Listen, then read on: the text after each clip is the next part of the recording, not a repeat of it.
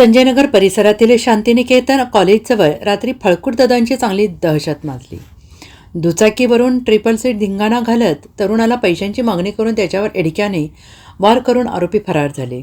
सांगली संजयनगर परिसरातील शांतिनिकेतन कॉलेजजवळ बुधवारी रात्री फळकूट दादांनी चांगली दहशत माजवली. दुचाकीवरून ट्रिपल सीट धिंगाणा घालत एका हातात एडका घेऊन दहशत माजवली. तसेच रस्त्याकडेला उभ्या असलेल्या तरुणाला पैशांची मागणी करून दमदाटी करत त्याच्यावर एडक्याने वार केल्याचा प्रकार देखील घडला. सदरची घटना ही बुधवार दिनांक 29 जानेवारी रोजी रात्री 8:30 वाजण्याच्या सुमारास घडली. या प्रकरणी जखमी इलेश दयानंद ऐवळे वय वर्ष 26 राहणार लक्ष्मीनगर यांनी संजयनगर पोलीस ठाण्यात फिर्याद दिली. त्याच्या फिर्यादीवरून पोलिसांनी पिल्या उर्फ प्रथमेश चव्हाण, रोहित गोसावी, अर्जुन गोसावी, गणेश आलदार, अभि आटपाडकर, ऋषिकेश उर्फ मळ्या गळवी या 6 जणांविरोधात गुन्हा दाखल केला आहे. दरम्यान या घटनेनंतर सर्वजण पसार झाले असून पोलिसांच्या हाती अद्याप लागलं नसल्याने आश्चर्य व्यक्त केले जात आहे. आणि याबाबत अधिक माहिती अशी की जखमी इलेश ऐवळे हा आपल्या कुटुंबियांसह लक्ष्मीनगर येथे राहतो.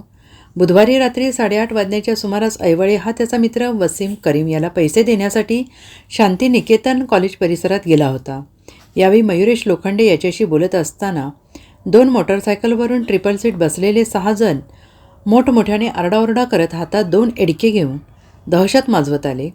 विनाकारण ऐवळे याला शिवीगाळ करून पैशांची मागणी केली.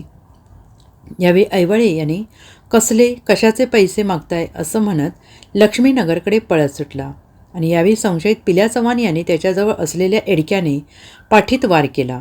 इतर संशयितांनी लाथाबुक्क्यांनी बेदम मारहाण केली.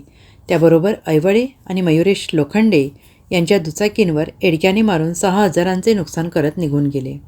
घडलेल्या या घटनेनंतर इलेश ऐवळे यांनी संजयनगर पोलीस ठाण्यात फिर्याद दिली आणि त्याच्या फिर्यादीवरून पोलिसांनी संशयित 6 जणांविरोधात गुन्हा दाखल केला आहे.